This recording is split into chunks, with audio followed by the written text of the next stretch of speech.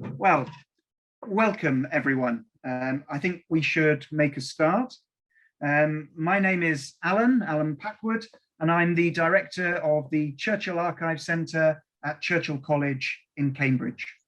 The Archive Centre is one of the largest repositories in the United Kingdom for modern personal papers. And this event is one in a series of occasional presentations about the people whose archives we hold. Tonight, we're recalling and celebrating the remarkable and varied life and legacy of Professor Davidson Nicol. We collect the papers here of politicians, of diplomats, and of scientists. And of course, he was all of those things and so much more, as we're going to hear. We want you, our audience, to participate by sharing your memories and by asking questions of our panel. And to do that, we'd ask you to use the Zoom Q&A function. You can start doing that straight away, but we're going to come to your questions and comments at the end after our presentations.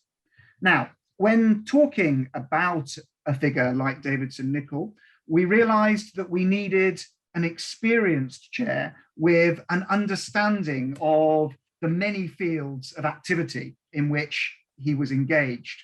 And I'm delighted that we have Lord Boateng, Paul Boateng, a long-standing Labour politician, the first Black British cabinet minister, a former High Commissioner to South Africa, and I could go on and on. So a former politician and a former diplomat like Davidson Nicol, who shares his passion for education and who has just become the chair of our Sir Winston Churchill Archive Trust and a member of our Archives Committee. So Paul, without further ado, thank you and welcome, and over to you. Thank you very much indeed, Alan. We're really thrilled to be hosting this event, and I am delighted that the Sir Winston Churchill Archive Trust is housed at the same centre where we are holding the papers of this remarkable man, Professor Davidson Nicol. His importance is self-evident in the sense that he was of a generation who brought Africa, his own country, Sierra Leone, to independence, who represented Sierra Leone and the very best of Africa in his life as a physician and scientist, in his life as a diplomat and educator. A many-faceted life for a truly African Renaissance man, because he was in at the rebirth of a continent and the formulation of his nation, Sierra Leone. I'm particularly thrilled to be hosting this event, which involves his family members, his close associates, people whose lives have been touched and influenced by Davidson Nicol. I am particularly glad to be doing that because of my own family's connection with Davidson Nicol. My father was a cabinet minister in Ghana in the 60s, and in that role was chair of the University Council in Legon, the premier university of Ghana, when he was Minister of Education, and would have been present when Davidson Nicol delivered his seminal lecture at the university in 1964, Africa, a Subjective View. And Professor Nicol said in the course of that lecture, indeed concluded with this phrase: Africa now belongs to us again, and we should see to it that we are always worthy of it. Very, very important words. They are a challenge and an inspiration. The continent our beloved continent of Africa hasn't always lived up to that challenge. At its best, it has. And it is by remembering and honoring men like Davidson Nicol that we challenge ourselves in the continent to do better still. We're now going to hear something of his life and work, but in hearing his life and work, I just want all of you who are participating to know that there will be an opportunity as we come to the conclusion of today's event for you all to contribute with questions to our distinguished panel of participants and remarks as to what Davidson Nicol has meant to you. This very special man who we remember today. And who better to begin that process of recollection and memory than one of Professor Nicol's 5 children. We hope to be joined by another in the course of this webinar, but we begin with Charles Nicol, who is someone who in many ways has followed, as we all have, in our father's footsteps. Charles read natural sciences at Christ, has made a career in information technology, was a distinguished and indeed pioneering, if I may say so, Charles, broadcaster on the BBC, when there weren't that many black voices, I can tell you, in the UK, before going over to the United States and playing a very important role in establishing the UN's broadcasting profile.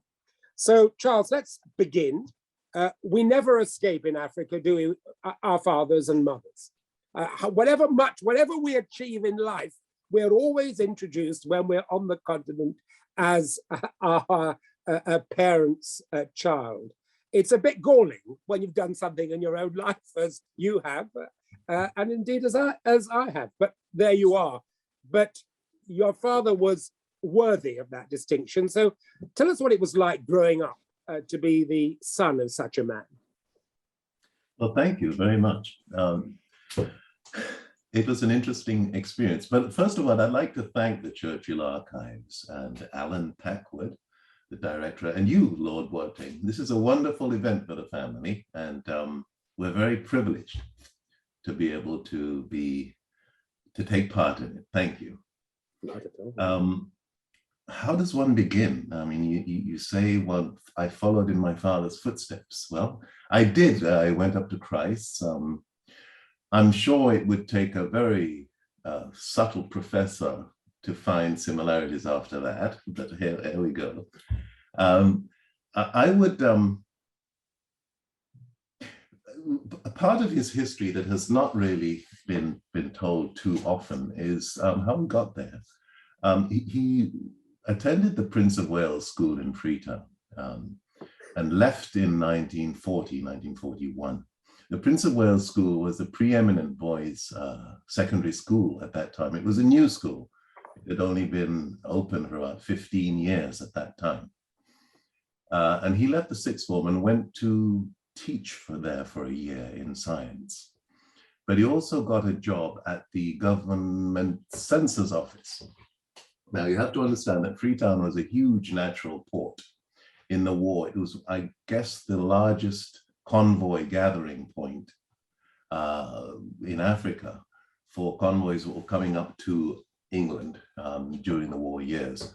And so it was a very active intelligence censorship function going on there. So he got a job there. I think he acquitted himself quite well, although he never actually let on to me the secrets he uncovered. But while there, he met Graham Greene, who was, working in Freetown at the time, whose manager at the time actually was Kim Philby. I don't know whether father ever met him or he came out to Freetown. But that friendship with Graham Greene lasted for many, many years. I can remember spending Christmases with Graham Greene when he visited Freetown in subsequent years when my father was at Fourah Bay. Anyway, to cut a long story short, Dad jumped on a convoy, got a colonial scholarship to Cambridge, jumped on a convoy in 1942, and with not much untoward enemy action, which he was afraid of, arrived in England. At that time, the epitome, the culmination and the hope of every colonial educated man there was usually to join the RAF, at least from West Africa. And unfortunately, my father could not because of his eyes. Many felt called, but few were chosen because of their eyes. Several of his colleagues from Sierra Leone managed to get into the Royal Air Force and Bomber Command, etc. But his plan B was Cambridge. And so he went up there, and fortunately for all of us, I think, avoided the war that way. He studied in Cambridge and in London University. The university hospital there was a source of a lot of postdoctoral research from him. And then he was invited to Nigeria, where I was born. He was invited to take part in the first faculty of the Ibadan Medical College, which was just starting out there. He was actually the model for the Jesus Christ statue in the university chapel. Huge crucifix, which I may still be there. Yeah, I've seen it. Yes, he told me later on, later years, that he thought that that helped with his credibility when he was giving his lectures. He had a good time in Ibadan, came back to Cambridge, where another brother of mine was born, and started the main research, which I believe Tendai is going to outline for us. But that is really how he got there. Dad was a Pan-Africanist. He was very influenced. And in those days, there were many Africans at college in the US and in England. Nnamdi Azikiwe, Kwame Nkrumah himself. There was DK from Nigeria in England, Kwapong from Ghana in England, and my father, of course. So it was an extraordinary mix of people there. He was very taken by the philosophies of Kwame Nkrumah, as Lord Boateng has outlined. He sent me to school in Ghana, mainly because of that, to Achimota College, which was an interesting experience. It is a very good school, but very married to the local and cultural Ghanaian environment. And so English was not the primary importance except in the classroom. So I had to very fast learn a few Ghanaian languages, which I hold to this day to my credit. But Dad was at that time, in fact, the director of the West African Exams Council.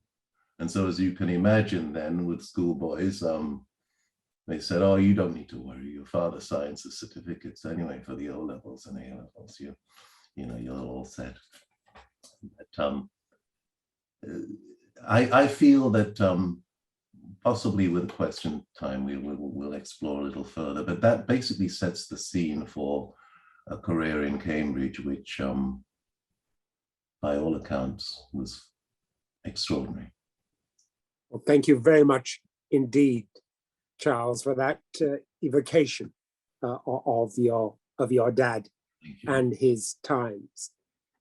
Of course, your father's influence has transcended the generations, and we're very lucky to have joining us from Mexico. I mean, this is the most incredible webinar. We're all over the world. Joining us from Mexico, Tendai Chisoa, who really is of a new and upcoming generation, multi-faceted in her academic life and indeed in her interests encompassing biosciences, impact investing, entrepreneurship. You are pursuing at this time a neuroscience doctorate at Cambridge, and you've been very much involved with genomic editing and protein engineering to help us design new tools to deal with that increasingly prevalent concern around obesity. So share with us, Tendai, how Davidson Nicol has influenced you. Yes, I'll be happy to. So let me just share my screen because I have a few visuals to make the science a little bit easier to understand. So you can all see my screen? We can, and we can see an apple. Okay, perfect. So as you mentioned, Davidson Nicol's research was very important, and it still has great impact today in developing treatments for diseases like diabetes.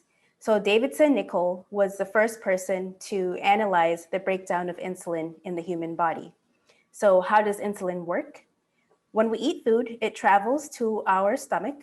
Here, travels to our stomach.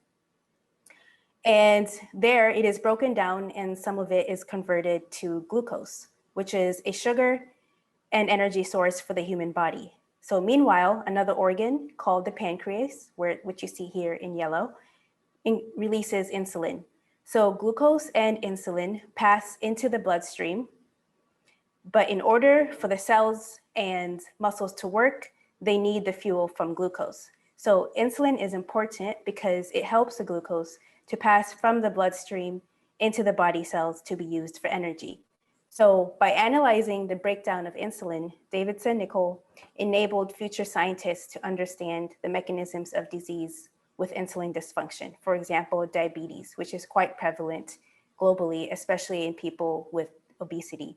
So his scientific work and subsequent accomplishments continue to inspire my interdisciplinary pursuits as well, as I work to build a venture studio which will enable Black scientific entrepreneurs to build new biotechnology companies that develop therapeutics for diseases that burden Black communities. And this is important because many current drugs on the market are less effective in Black patients, and innovation is much needed to ensure treatment is equitable in Black patients. So Davidson Nicol still continues to inspire me and many other Black scientists globally.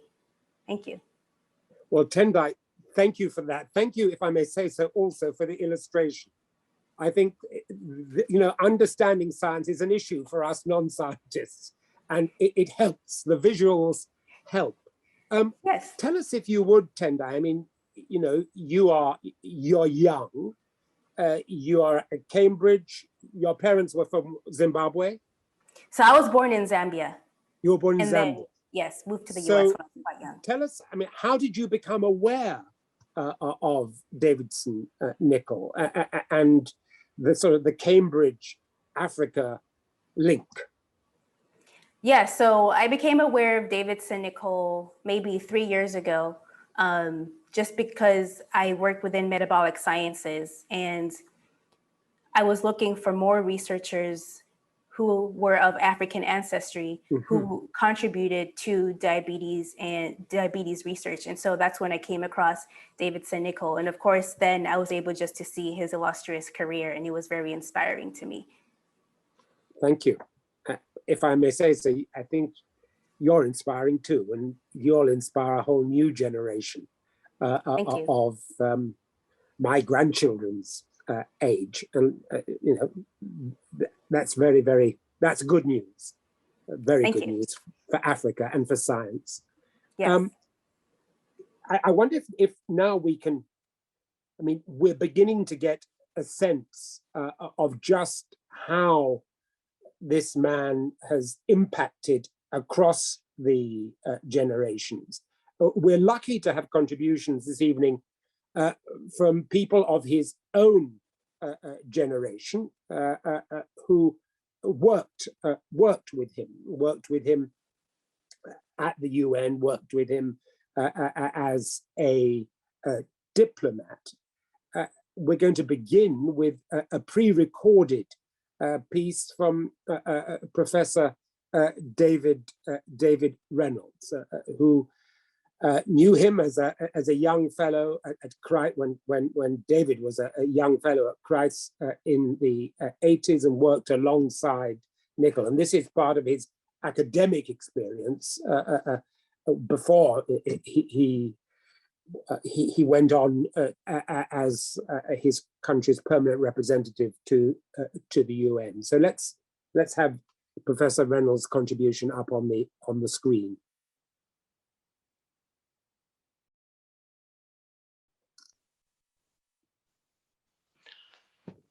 I'm sorry I can't be with you in person today, but it's a great pleasure to be able to talk a little bit about Davidson Nicol as a Fellow of Christ's College, as I remembered him in the 1980s and early 90s.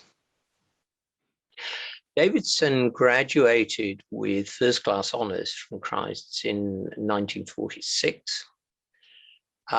He was later made an honorary fellow of the college after his work in medicine, in university administration, and at the UN.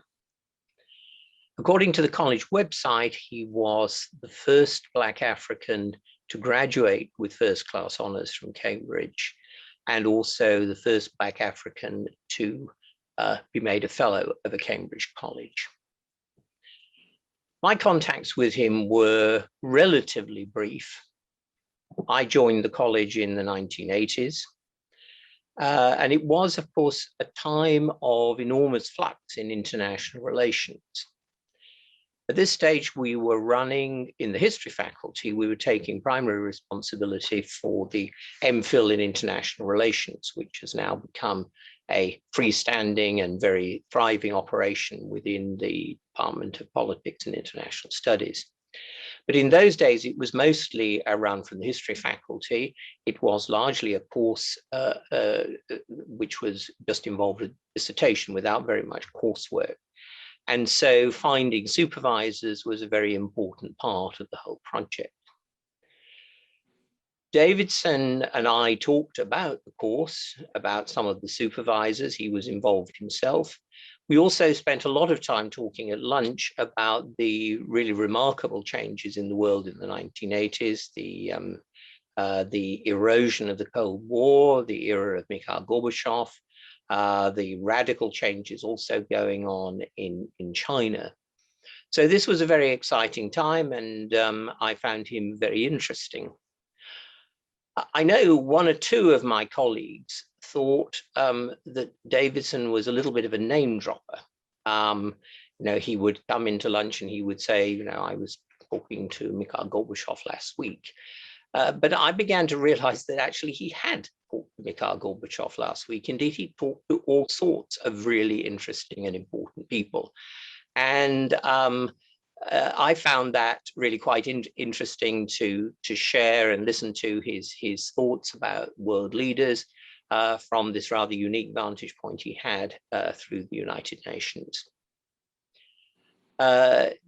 Davidson was a man of great charm, a great conversationalist, a very perceptive person whose rather bonhomie manner concealed a very shrewd judgment about people and events. And he was somebody I remember with great affection from his time in college.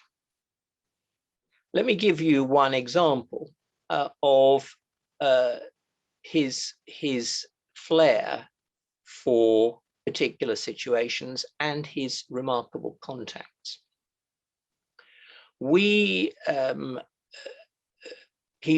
remember he said to me on one occasion, it was towards the end of the academic year, that the obvious person for, as an examiner, one of the examiners for a student of his, a graduate student of his, who was writing a dissertation about a particular international agreement that had been negotiated in the 1970s, I think, was a man who was now in London as the ambassador of one of the G7 countries, so a figure of considerable distinction in diplomacy. And Davidson said that he was planning to get this man as the external examiner. That was duly arranged. And then a little while later, he said to me, David, he said, I think we really should have a lunch for him in the college because he's of some significance. So I agreed with him, and we talked to the master, who was very obliging about this. And in the end, a lunch was arranged in the master's lodge for this ambassador. It was a very congenial occasion, but we were on strict instructions that this had to finish at 2 p.m. because the ambassador had a very important engagement back in London in the middle of the afternoon, and his driver was waiting in the car park with the limousine ready to take him back to London. So we had our lunch, we had very interesting conversation. Promptly at 2, the lunch came to an end. We got up and said our farewells. About 3:30, I think. It was a lovely summer afternoon. I had my window open. I suddenly heard this inimitable voice booming out in the court below. It was Davidson, and he was taking round the distinguished ambassador. Not in a rush, they were clearly deep in conversation and having a very pleasant time, enjoying the pleasures of the college and so on. And I realized that the urgent appointment in London had clearly evaporated under the finesse and charm of Davidson's conversation. So that's one of my memories of him, an impressive man, a congenial companion, someone who it was a pleasure to have known. Thank you very much.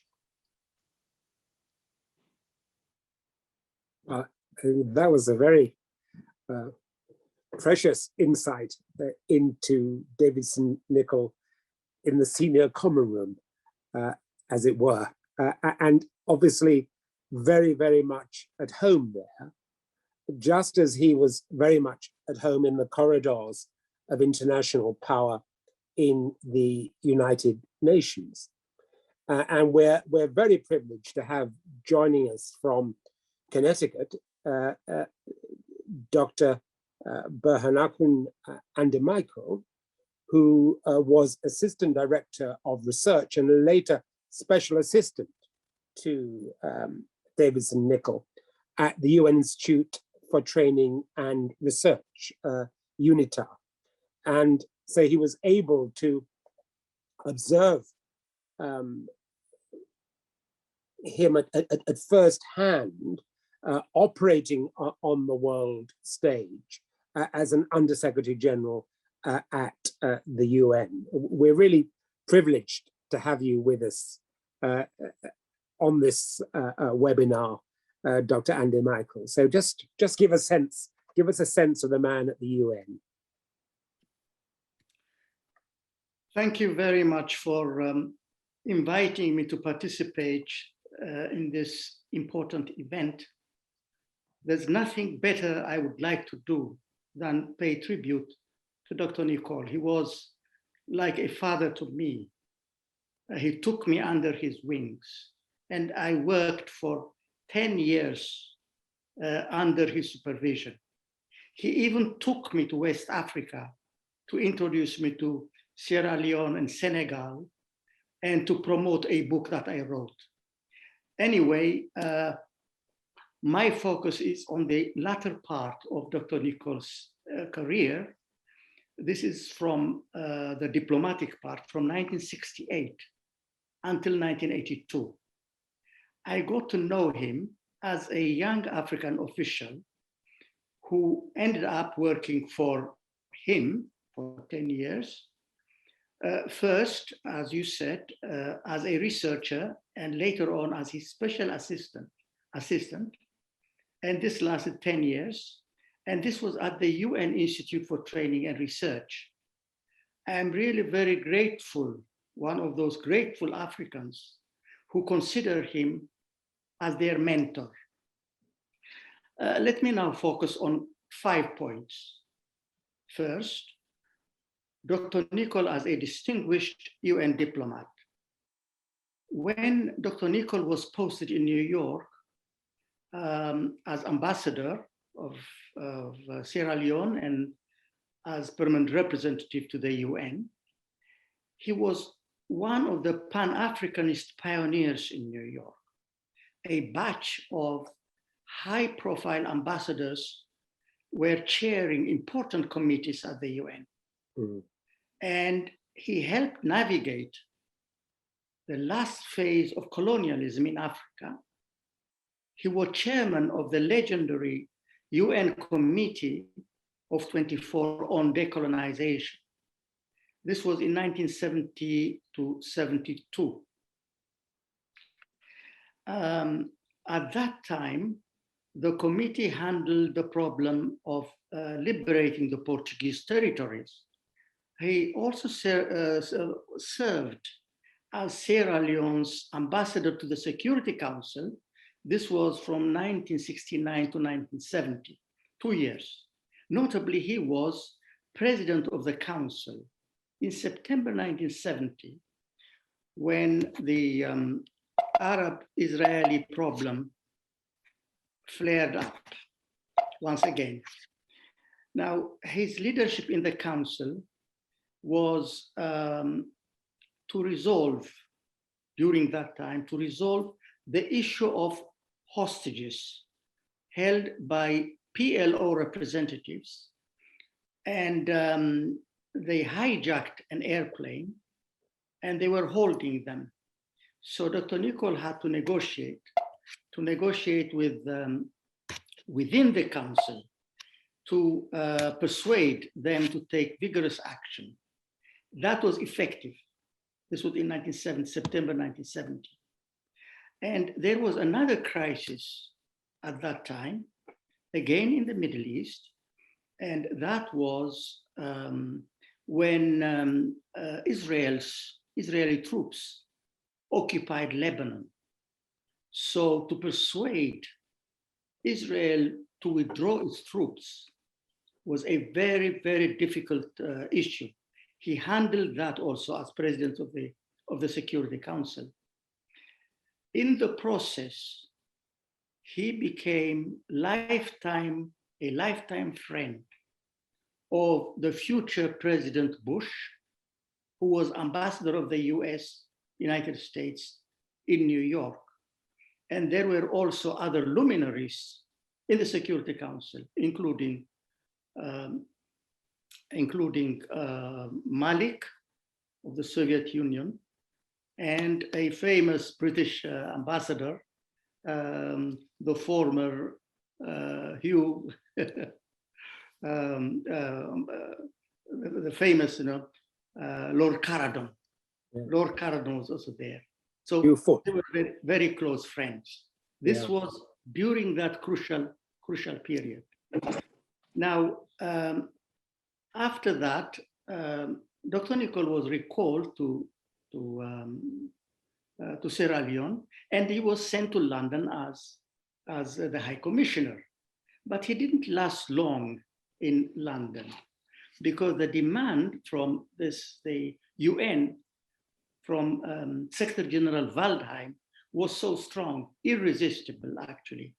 He had to come back then to head the UN Institute for Training and Research with the rank of Undersecretary General. So he was executive director of UNITAR. Now at UNITAR, he succeeded Chief S.O. Adebo, another really legendary ambassador. Adebo had to return to Nigeria because Nigeria was having a very difficult time with conflict, and he really wanted to go back. So Dr. Nicol was the choice, and he was just the right choice.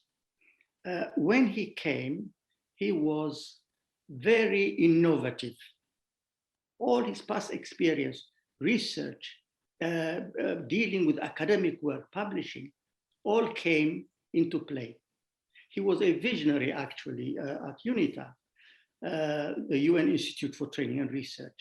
Now, at UNITA, some of the innovations were in the field of peaceful settlement of disputes, development issues, and social issues, including the issue of women, equality of women and children. He was particularly interested in these social issues.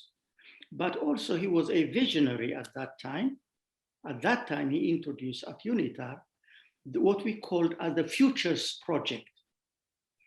There was the Club of Rome, was very active then, and therefore Dr. Nicol devoted resources to study the limitation of resources in the future, the depletion of oil resources, for example. What do you do for the future?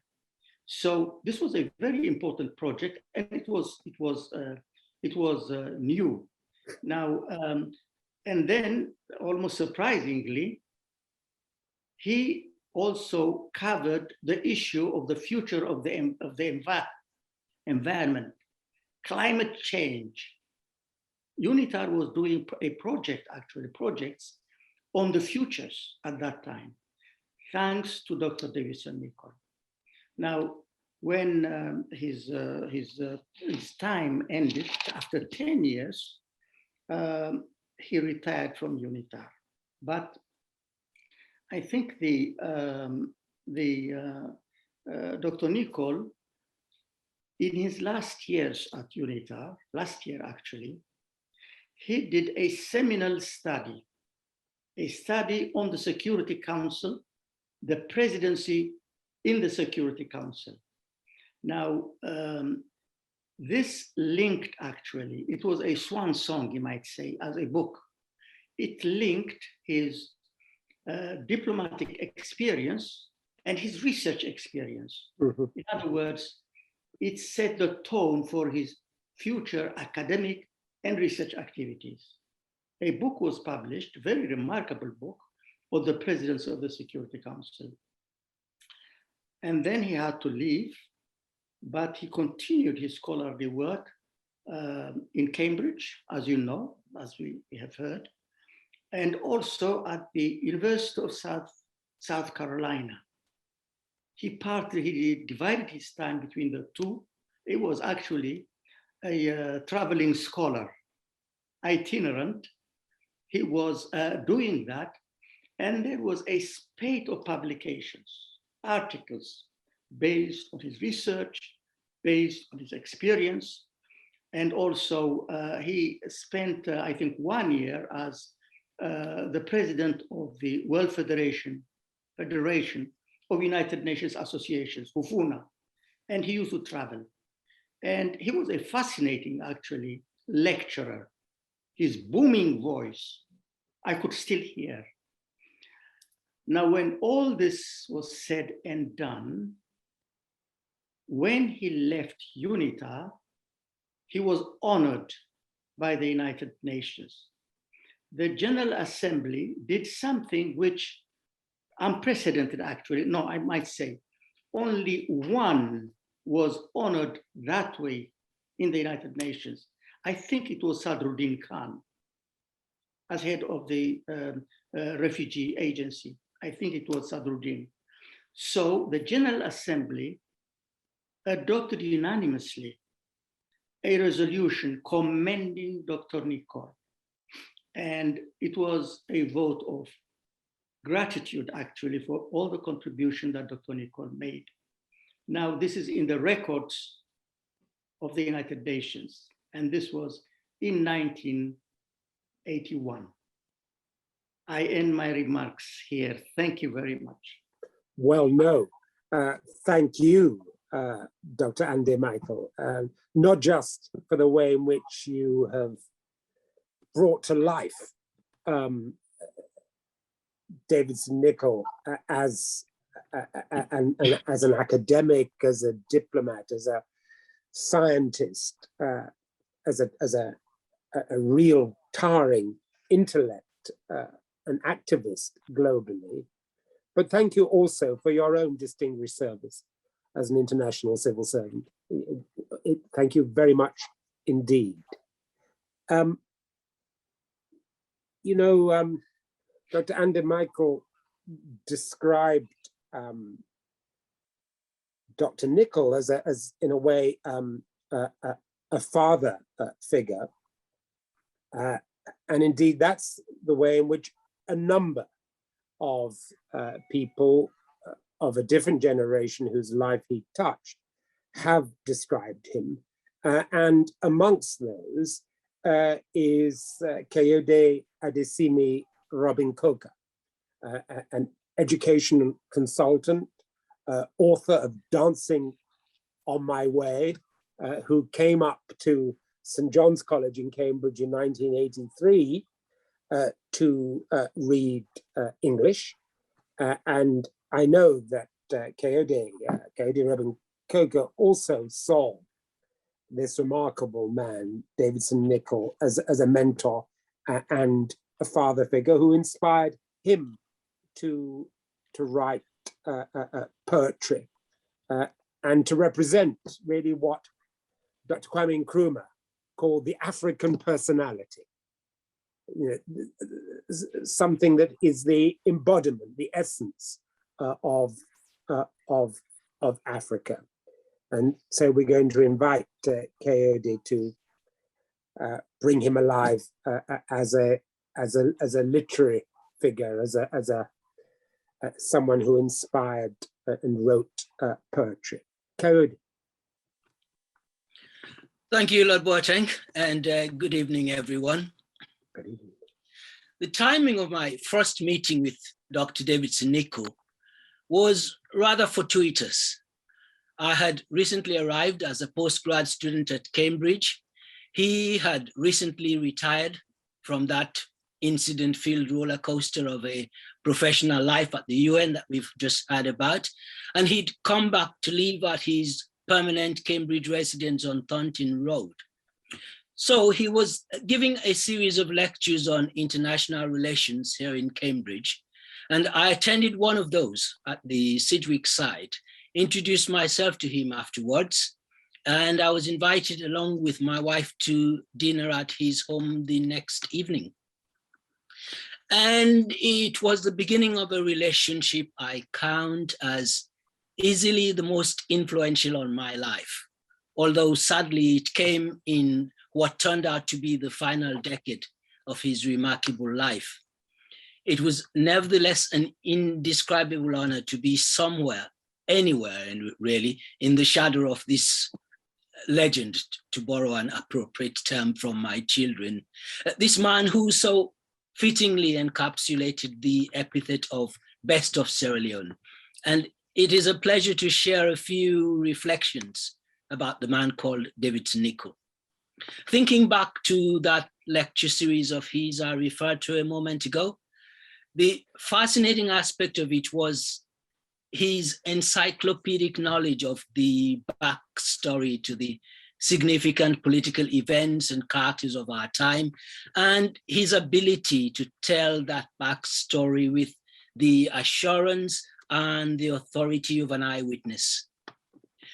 Perhaps the most vivid impression I have of Dr. Nicol is of his calm, unruffled demeanor and equanimity that put people at ease with himself.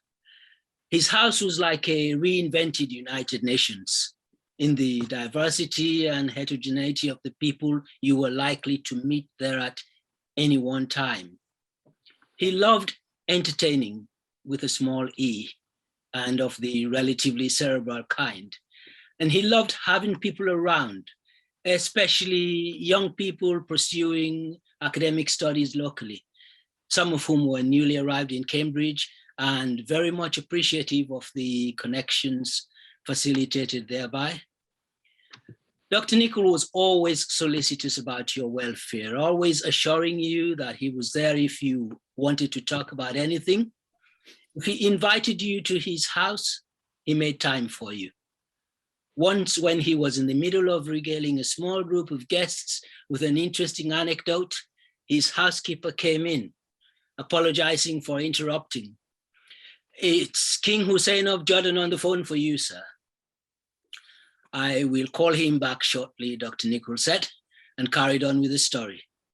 And that ability to make you feel every bit as valued as any of his numerous celebrity acquaintances was a truly special gift.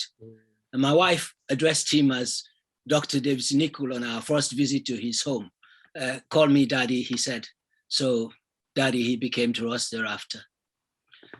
Dr. Nicol, Daddy, had a wry sense of humor, so finely distilled that you would have to sometimes wait on the other side of his jokes for us to catch up.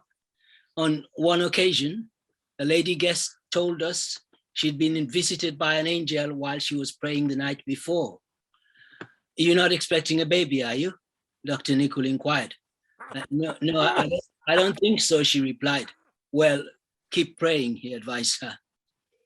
I recall a sort of fact-finding trip we made to Oxford with his son Sylvester, who was looking to start medical school. Dr. Nicol confessed to not having previously visited Oxford, perhaps just not having thought it at all necessary. And indeed, I was taken along as a sort of tour guide, as I'd previously been at Balliol, Oxford before coming up to Cambridge. We had a nice enough day at Oxford, I thought, but in the end, the other place lost. Perhaps failing to match the allure of Cambridge, not sure, but a couple of weeks after that, Sylvester took up a place to study medicine at Christ's Cambridge, following in the footsteps of his dad and his older brother Charles to become the third Nicol scientist to train there.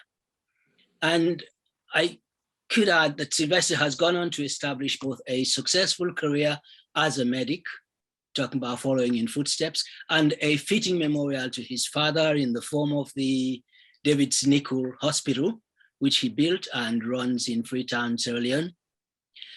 As my time is limited, I will in turn limit my contribution to just one more reflective comment relating to one of Dr. Nicol's many careers which are under the spotlight tonight.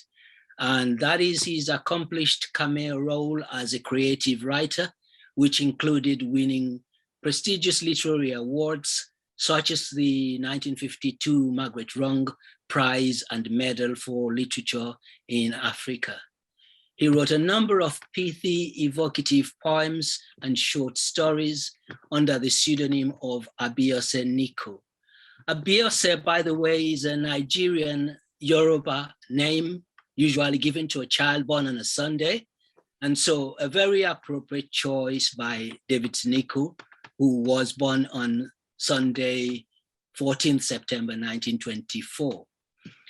So I will end my reflections by reading a couple of extracts from his widely acclaimed poem, The Meaning of Africa, which has been frequently cited as a poem which, among other things, evokes sentimental vistas of rural, idyllic Africa, and which also speaks volumes about Dr. Nicol's love for the continent. It is a poem that provided me with both perspective and inspiration in my own poetic journey, and indeed furnished both the title and epigraph of my collection, Dancing on My Way.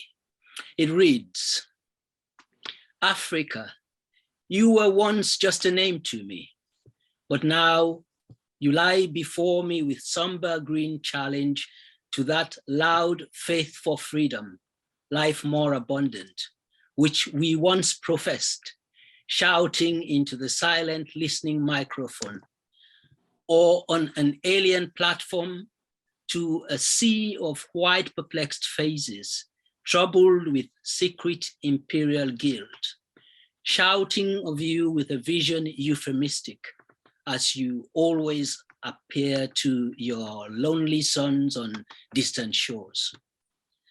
So I came back sailing down the Guinea coast, loving the sophistication of your brave new cities, Dakar, Accra, Cotonou, Lagos, Bathurst, and Bissau, Liberia, Freetown, Libreville. Freedom is really in the mind. Go up country, so they said, to see the real Africa. For whomsoever you may be, that is where you come from. Go for bush, inside the bush. You will find your hidden heart, your mute ancestral spirit. So I went, dancing on my way. From south and east, and from the west, the sandy desert holds the north. We look across a vast continent and blindly call it ours. You are not a country, Africa. You are a concept, fashioned in our minds each to hide our separate fears, to dream our separate dreams. Only those within you who know their circumscribed plot and till it well with steady plow can from that harvest then look up to the vast blue inside of the enameled bowl of sky which covers you and say, this is my Africa, meaning I am content and happy. I am fulfilled within, without, and roundabout. I have gained the little longings of my hands, my loins, my heart, and the soul that follows in my shadow. I know now that is what you are, Africa. Happiness, contentment, and fulfillment, and a small bird singing on a mango tree. Thank you very much for listening to me. Over to you, Lord Boateng. A small bird singing on a mango tree. Coda, you have conjured up our beloved continent. Thank you so very, very much. Thank you. Oga. Oga. Good. Well, we're going to go back to the family now. And I don't know whether we've managed to make contact with Aina. I know she's been trying to get into this call, but we live in this COVID world of webinars and Zoom and all the rest, and it's sometimes difficult to make the connection. Is Anima with us? Sadly, I'm afraid she's not. So I think what we will do is we will, yeah, but we will make contact with her after this event, and we will hopefully be able to record with her separately and to add that to the recording that goes on the website. I think, thank you very much for that, Alan. That's a very inventive way of ensuring that her voice is heard. But you know, we're lucky. We've got Zachary, the newest, youngest generation of Nichols with us. Like his grandfather, an artist, a performer, based in Chicago. Now, you're too young to have known your granddad, but it's clearly impacted you, and not just genetically. So tell us something about the way you relate to his memory and what he means to you, Zach. Sure. Thank you so much, Lord Boateng, and thank you to Churchill Archives and all the organizers of this event. And all the speakers. It's been wonderful to hear such personal stories and recollections, and the way that he has touched so many lives. So thank you. So I have not met Davidson Nicol, but my own construction of my grandfather and his life have been largely based on an amalgam of just personal recollections, anecdotes from family, hearing the broad strokes of his biography, and my attempts to read in between the lines of his writing across genre to assemble something of his personality and his politics. It was easy, especially as a child, to idealize a man whose achievements preceded him and whose professional contributions continue to be recognized. As I begin to consider my grandfather's legacy once more as an adult, it was a personal wonder for me to encounter an interview of his in a collection of interviews with prominent African scientists conducted by Lee Nichols, no relation, and transcribed from a broadcast of the program Voice of America in 1980. So this interview was actually the first time that I could take in my grandfather's voice outside of the relative formality of his writing, and hear his recollections of his time at Cambridge and as a young man in England, and how he considered his legacy on younger generations. So I've heard more than once that he was renowned for his delivery of his stories. And so in this slide, I just wanted to share some excerpts of this interview so we can hear his own words. Oh, great, good. So I'll just start with some recollections of his early days. So Dr. Nicol recalled his early school days, quote, "We planted beans in a jam jar with a wet blotting paper around it inside and watched them sprouting. I was told by my mother that at the age of 5 and 6, I used to bring some of the beans home to help my parents start a farm. We were taught maths at infant school by counting beans. My interest in science and biology thus started very early indeed." End quote.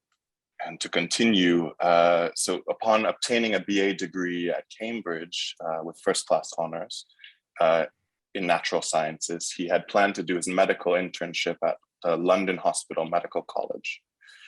At that point, an event occurred which he said helped to shape his future career. Quote, "It's an ill will which blows no one any good. As I did an instructorship in physiology which helped to shape my career because of an incident of racial prejudice which I cannot forget. I was put up for an internship in cardiology, and from my name and from my record, I was selected. But we all had to parade to be seen by the consultants, our future chiefs.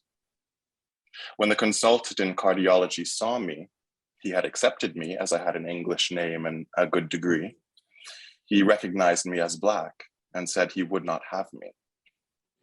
I learned later from those who sat on the examining board that there was some dismay. The liberal ones on the British panel protested, but the cardiologist was adamant, and then at last one said, 'I will take him as an instructor in physiology until we can find a place for him.' I balanced that racial incident with the kindness of the other white staff who had faith in me. After the instructorship in physiology under a wonderful professor, I went on to work as an intern with a professor of medicine who was very neutral and reserved. I do not think he liked me particularly, but he took me on as a point of principle. Later, we became great friends, and I ended up by getting the best internship in the hospital by the time I had finished." Equally important to his scientific accomplishments, Dr. Nicol believes was his part in helping to break the stereotyped view that Africans were intellectually inferior human beings and that they could not do advanced science. He recalled his early days at Cambridge in the 1940s, quote, "Non-white students, Africans, Asians, and West Indians, were said to be able to do well in exams in art subjects or law or mathematics, where they could repeat answers like parrots. But in science, some felt we had some genetic defect in our brains, which could not allow us to do well in scientific subjects or do research. Well, at Cambridge more than 30 years ago, thanks to the preparation of my African science teachers at home and the encouragement of my British teachers, I was one of those who broke through the sound barrier with high honors in science, a doctorate in research, and a college fellowship. It is important to me because since then, others have done so and have done better. I can remember, for example, a Ghanaian chemist who became a fellow of Churchill College, a botanist from Malawi who became a fellow of Magdalen College, a Nigerian hematologist who became a fellow of King's College, Cambridge. I've met 2 or 3 recently who have told me that during their studies, when things were rough with them as students, they had told themselves that if Davidson Nicol could do it, then certainly I can do it too. To have been a small role model and to have broken through for Black students, what was at that time said to be impossible, was something that gives me great satisfaction. I remember so distinctly at that time when my final results came through that my tutor rang up a journalist to tell him that we had an African here who had obtained the best first-class honors in natural sciences in the college. The first question the journalist asked was, "Has he got any white blood in him?" And my tutor said, "Well, I have not asked him, but as far as I can see, he's completely Black." Dr. Nicol said science in general is making headway in Africa, but to make major advances, he felt the educational system needs to be revised. Good students, good scientists do not begin at the university, they begin at school. We need better school laboratories as well as good laboratories for girls' schools too. Boys and girls should be taught science. It should start at the elementary level, it should go on to the secondary level, and then it should be done at the university level. And finally, on his legacy. From the point of view of human knowledge, as I said earlier, all I can hope to have left behind are footnotes. The other day, my son and I, one of my sons who was a medical student and is now qualified, went to buy a textbook. While looking through it, he saw a reference saying Nicol D and Smith LF, the structure of human insulin, which pleased us, and I must pay tribute to my collaborator and great friend, an Englishman of the best type called Leslie Smith. We worked together for part of the time at Cambridge. In the past year or 2 while traveling, I've met distinguished professors and scientists who were my students, both at Cambridge, at London University, at Ibadan, and at Forabe College. This pleased me, as I could see that they were all better men and women than I was. And this is what progress means. Thank you very much indeed, Zachary, for the choice of the words. They reveal a lot, not least in the way in which they call out racism, as racism has to be called out. But also, Zachary, I say this to you, and I say it also, I think, to Charles. I mean, we don't on this webinar hear Davidson Nicol, but we do get a sense of that voice of which everyone talks, I think, for both of you. It's very special. Indeed. And, you know, of course, I mean, I've never, Charles, we've never seen each other before. I've not seen you before, but I have heard you. And so I remember the voice.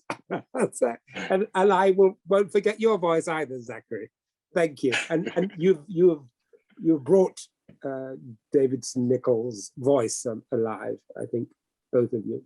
Now we've got an opportunity for the next 10, 15 minutes, if we're all very disciplined, for questions from those people who we've been able to have join us. Although, of course, this webinar will be recorded, thanks to Alan and his team, and it will be posted online. But we've got, 80 plus people who've joined us for this event. So a big thank you to them, and we're looking forward to their questions. Alan.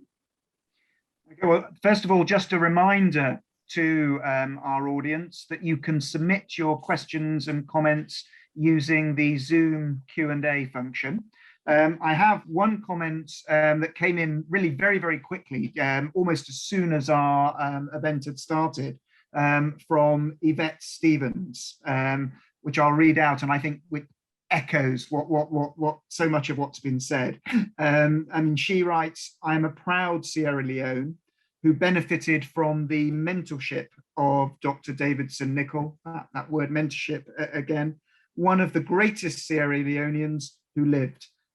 Thanks for showcasing his life and work. So, I mean, do bring in those comments. If I can turn to sort of a first question, and that's really to ask about how Davidson Nicol has been commemorated. We've heard reference made to the fact that he was the model for a statue of Jesus Christ. But we've also heard mention of the Davidson Nicol Hospital. But the question is, how else has he been commemorated? Where is he commemorated, and how? And if there isn't sufficient commemoration, what form should it take? Well, that's a very good question, and it's a question that we might ask in Cambridge after this webinar, because Cambridge, Oxford, Bristol, London, we're all looking for other images, other statues, other portraits. I can't help reflect on the fact that if you go to All Souls, in Oxford, you see a portrait of Willie Abraham. So maybe we should have a portrait or some evocation in Cambridge of Davidson Nicol. But can any of the panel help us on Charles, has he been memorialized in a statue or in a portrait or in any other way? You're muted. There we go. Yeah, okay. One of the halls of residence at Forbay College it was named after him, Davidson Nicol Hall. In fact, in one of his mischievous moods, he went up there, he was telling me, and wandering around the college, and asked one of the students who were going in there, who was this Davidson Nicol? He was wont to do that sort of thing. I mean, he had a very quixotic side. Yes. He told me that the student said, well, this is an academic Creole man from about 100 years ago. Coyote, what about, Dr. Andy Michael, have the UN done anything to commemorate him at UN headquarters? Mute. Burhan, you're on mute. Not that I know of, but I mentioned that in 1982, when he was leaving the General Assembly, that's the way the UN does it. Yeah. He was the second man, actually, second person to be honored that way. And I don't know whether they honored others. And the resolution of commendation was done during the 37th session of the General Assembly, and its resolution 141 of 1982. So this is actually the highest honor recognition they could give. They don't do monuments unless those monuments are given as a gift to the United Nations. Yes. Chief Buthuli, for example, of South Africa, has a sculpture, but this was donated. That's how it's done. I wonder if, we might try and get hold of a copy of the resolution and frame it and put it up in the Archive Center. That itself would be a good way of memorializing this remarkable man. Part of the archives, but I am willing to send a copy of the text and also a framed sort of ceremony that was used when he left at his farewell party. The ambassador of Sierra Leone actually handed him that framed resolution. I have a picture of that, so I can send both the text itself and also the framed photograph. Both, and that's very, very kind of you, and we can make sure that it is hung somewhere prominent. Thank right. You. have we got any more questions? We do. They're starting to come thick and fast. So I'll move to a comment. So this is from Leomede Thomas, and who writes, Uncle Davidson and Auntie Marjorie were good family friends, and I recall two fond memories. As a child, my mum and I stayed with them at their apartment near the UN, and when I was much older, we visited them in Cambridge, and I went punting in the river for my one and only time, though can't recall him going in. I wish I knew his achievements then, especially with insulin, as we would have had a great conversation since I read chemistry. It's so important to promote his achievements, so I featured him as a notable Creo in an exhibition I curated at the Museum of London Docklands. Diabetes UK do not appear to tell his insulin story, so I told it for World Diabetes Day on the 14th of November, and she's included a link. We also have two questions that have come in. From Patricia Davis, where did Davidson Nicol get his moral grounding? Was he a religious man? That's a very interesting question. Charles. Yes. Davidson Nicol was a Creole. In Sierra Leone, that had a particular meaning in terms of historical significance. The Creoles were the descendants, if you like, of the slaves and the recaptives, people who didn't actually make it across the Atlantic, but were turned back by the British Navy into Freetown, hence the name. This society was therefore slightly more anglicized than the others, and had very Victorian senses of moral rectitude and Christianity. He was a very staunch Creole. I believe he played the organ when he was young. He came from quite a church loving family, and I think a lot of it came from that. There was a streak in him, though, that was not agnostic, not atheistic, but philosophical. Mm. He didn't, as it were, swallow totally any one religion. In fact, in his last days, he was busily perusing the Quran, I guess covering all the bases. This was in his last few months. And we had several interesting conversations about that as well. So I would say that he was a humanist. He was very, very kind, very concerned with the well-being of his wider family and students, young people in general. But I don't think you could say his religious convictions came from any strict Christianity. Thank you. Another question, Alan. Okay, so this comes from a Churchill College student from Aussie. And he asks, I'm curious to know from the panel how far we've come from Davidson Nicol's time in terms of progress in the sciences for Black researchers. Side note, we currently don't have any Black Nobel Prize winners in STEM. Very good question. Yeah, Tendai. Yeah, so I mean, since Davidson Nicol was alive, we've definitely made great progress in the sciences. There have been a lot more efforts, especially to increase the pipeline of students. So especially in the US, there's lots of programs where they offer scientific research experiences for underrepresented students. And so that also increases the pipeline of scientists who go on into the higher education. So we've definitely made a lot of progress, but there's still a lot of work to be done. That's for sure.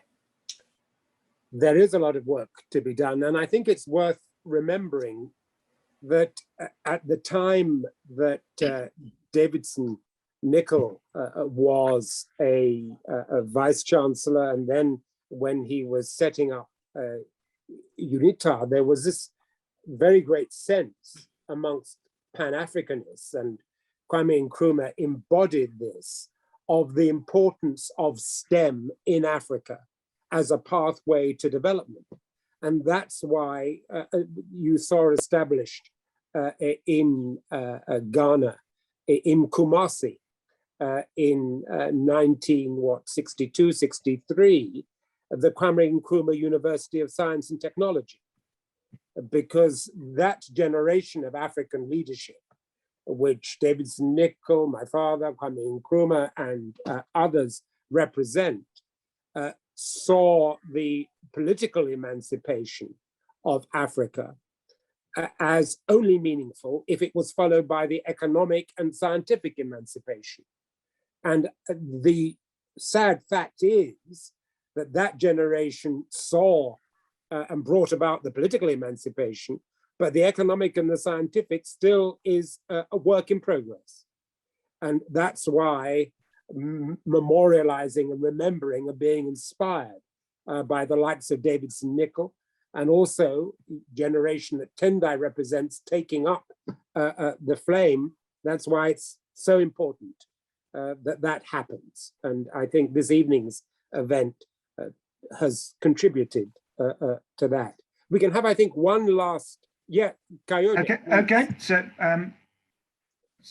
we've got to begin to draw it to a close. Can I quickly? Coyote, you were saying something. Yeah, can I quickly interject there on that point of us not having a STEM winner of the Nobel Prize? I would say if there's any justice in this world, Davidson Nicol should have been a co-winner of the Nobel Prize in 1958, because his groundbreaking work on the breakdown of insulin in the human body was every bit as important as the work being done on insulin by Professor Sanger, who won the prize.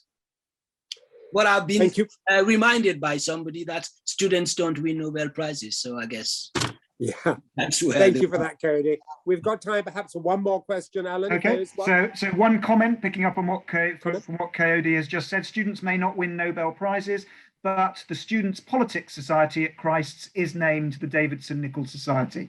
That's from James Stapleton. And then perhaps then for the last question, this is from Ian, who asks, what would Davidson Nicol have said to African leaders in particular today? Good question, very good question. And I'm going to go to, Berthan, you give us, I'm going to go to everyone for that, because I think it's such an important question. Everybody must give their answer. So we'll begin with you, Berthan. What would Davidson Nicol say to African leaders today? Unmute yourself, Berthan. You're thinking. Well, while you're thinking about it, we're going to go to Charles. I think he would have emphasized the STEM. I think he was extraordinarily documentative in terms of documenting his work. I must admit, it was a supreme surprise to find out that you had 206 cases of his documents. The family didn't imagine it was that large. I think that he would encourage Pan-Africanism. He would encourage the United Nations principles. He would be very much against the sort of divisive politics of today. But yes, it's a very hard question, but I mean, I think he would follow the UN line on development as opposed to tying oneself to any one set of politics, and get leaders in Africa, leaders in the world who genuinely are interested in development and who are strong enough to resist the almost incredible pressures that are put on any African leader today. Thank you for that, Charles. Coyote. He'd probably have advocated investing in the young because they are the future. He was always banging on about the relatively reduced opportunities for young people in our day compared to his. And I probably might also say to African leaders, work with rather than against each other. because he had an endless mine of stories of ways in which African leaders could have actually flexed their muscles, exercise more strength, more authority on the world stage, if only they worked more collaboratively. Thank you. Berthan, what would Davidson Nicol say to African leaders today? Is it me? Yes. Yeah. What do you think he'd say to African leaders today, Davidson? In general, I think he would be disappointed and frustrated at the lack of progress. I say this because when he was head of UNITAR, when I worked with him, Secretary General Waldheim sent him on a mission, one of the few missions. Actually, he should have been given more mission in connection with peace and the humanitarian problems. He was sent to Ethiopia. The military government, the Derg, took power. And not only did they kill about 60 officials, high officials, but they imprisoned members of the royal family. And some members of the royal family, there were two young ladies who were, I think, graduates of Cambridge University, grandchildren of the emperor. Anyway, graduates of a British university. And they were among those put under house arrest. Eventually, their grandfather, the emperor, was killed, but he was still alive then in prison.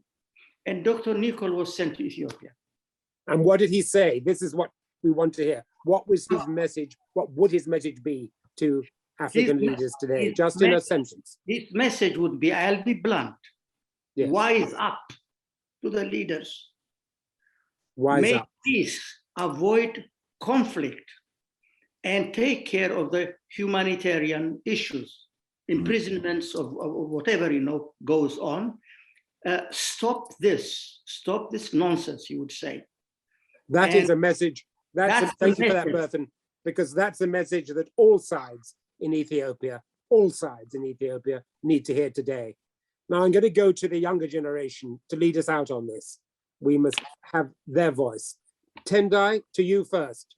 What would Davidson Nicol say to African leaders today, do you think? So I'll mirror what Charles said.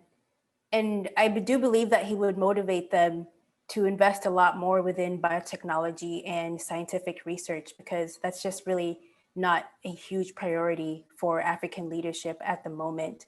And the reason why this is important is because the African genome has so many variations and a lot of information that just hasn't been tapped into. And that will be important also for developing better therapeutics. And I'll just give an example in terms of diabetes. So diabetes is greatly increasing due to the increase of urbanization within Africa. And so the issue is that a lot of the medications which are given to diabetic patients in Africa and sub-Saharan Africa are those which are used in the West, but the etiology and the mechanisms of diabetes are slightly different genetically in people from sub-Saharan Africa, but you're still giving them the same exact medications. And so we definitely need to increase the amount of clinical research specifically for people in Africa. Thank you. Zachary. Yes, I think I must turn to his word, the man himself.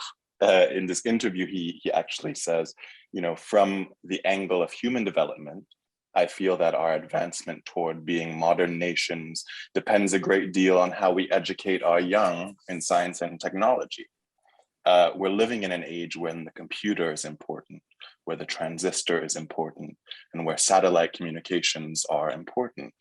We shall get left behind, and we are being left behind if people keep telling us, oh, you are at the village level, you should use 2 sticks to rub together to get fire, or you should wait for some time with applied and intermediate technology whilst development goes steadily and rapidly on in the developed world.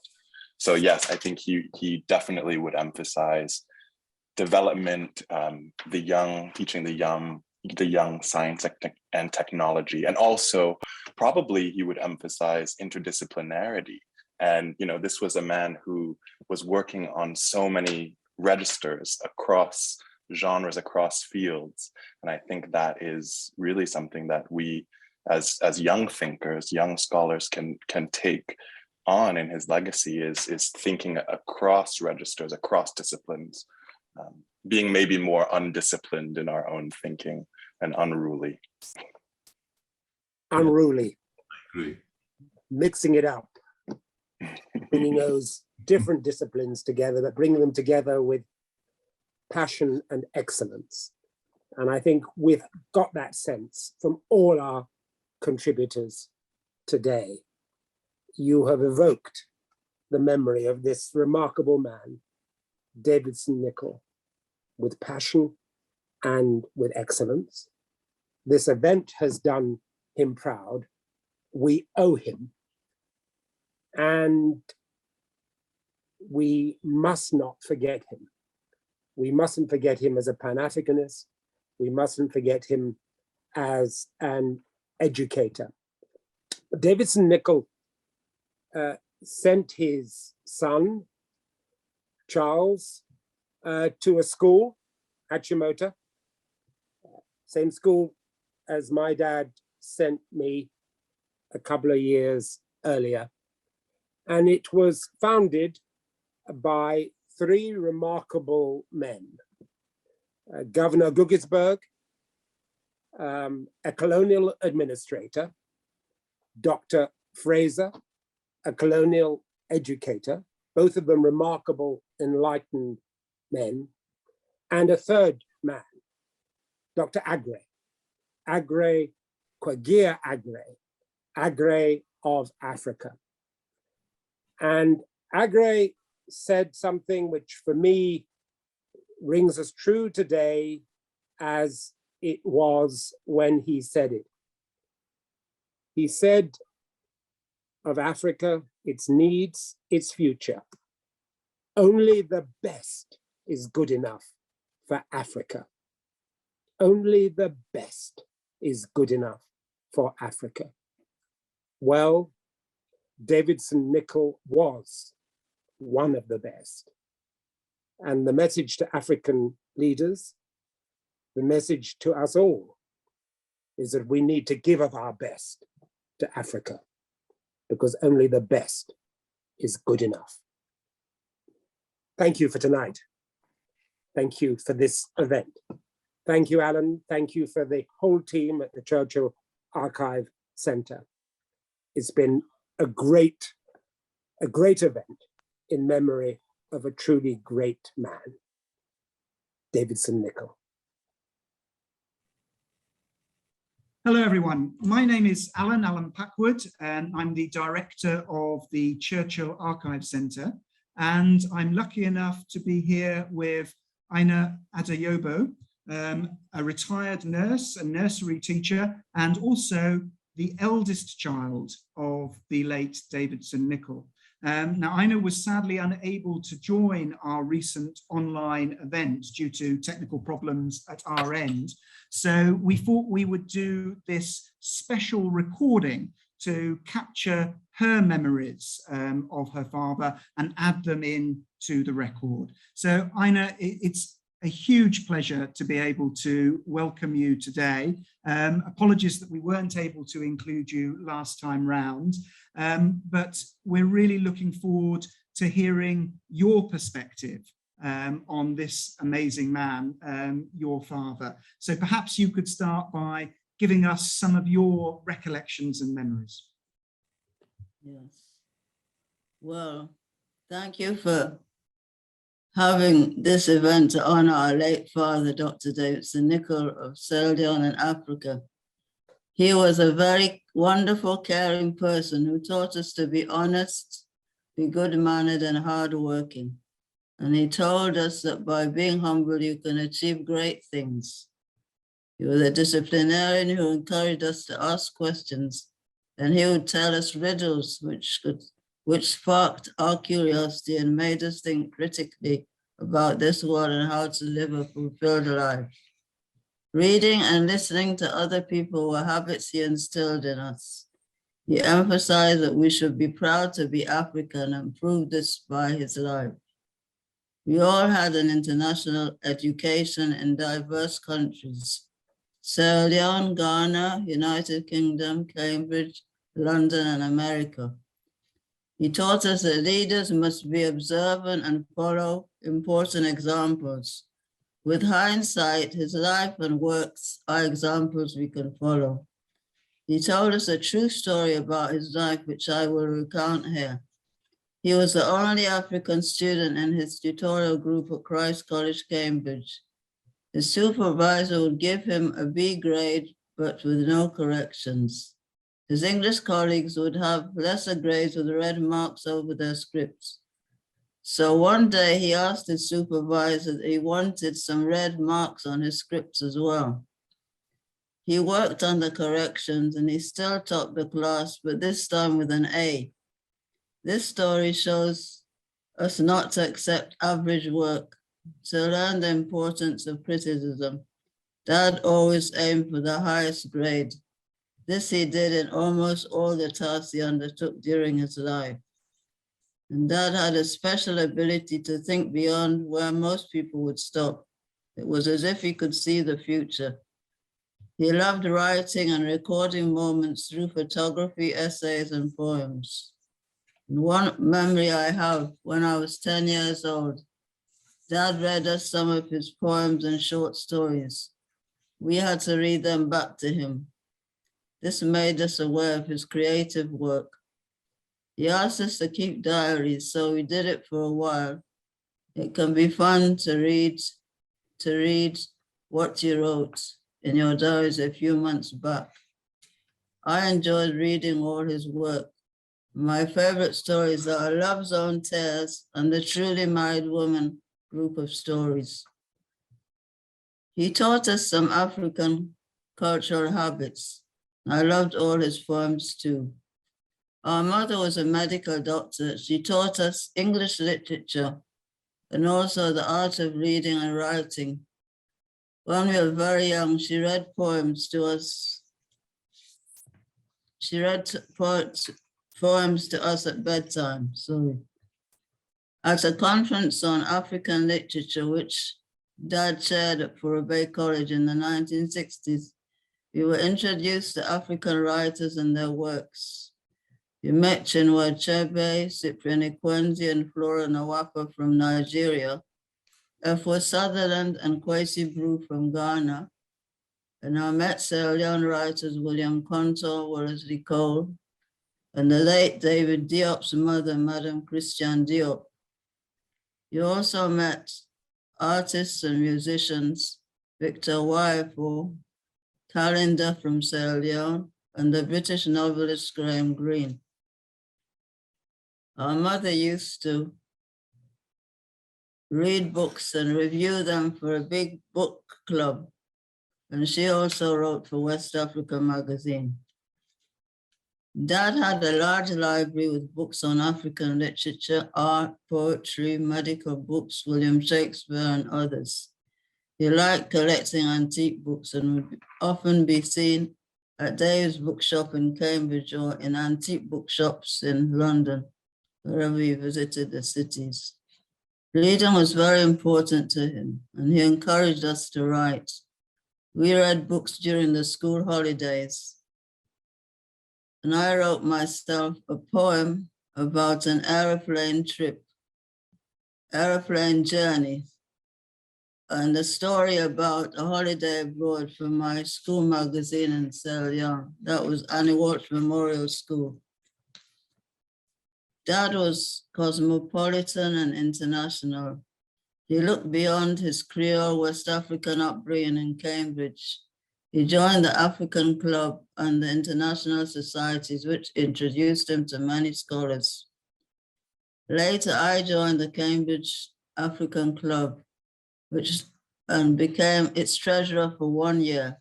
I met many Africans, including my husband-to-be, who was studying for a PhD at King's College, and who was a club's president for a year. Dad liked to enjoy himself as well. And in Cambridge, he took me to ladies' night at Christ College and to the garden parties. And we went to the Queen's Garden Party at Buckingham Palace when he was High Commissioner in London. In New York, we went to concerts at Radio City Music Hall. We went to tea at the Plaza Hotel in New York. And we attended the Harlem Musical Festival in 1969. While Dad worked at the UN, Mom also worked there with UNFPA, and she visited South America and India. And when we were younger, she worked at Connaught Hospital in Freetown as a pediatrician and at the Princess Christian Missionary Hospital in Freetown too. She worked as a doctor at Furua Bay College when we were living there. Now, we went to the Harlem Festival in New York in 1969 in Harlem. We met Nina Simone, Hugh Masekela, and Richie Havens. And my brothers and I enjoyed this musical event very much. And Nina Simone became one of my favorite artists. We met many statesmen and women at the UN's closed sessions. And I enjoyed socializing at home, garden parties and cocktail parties at the UN. I like visiting the museums in New York and London.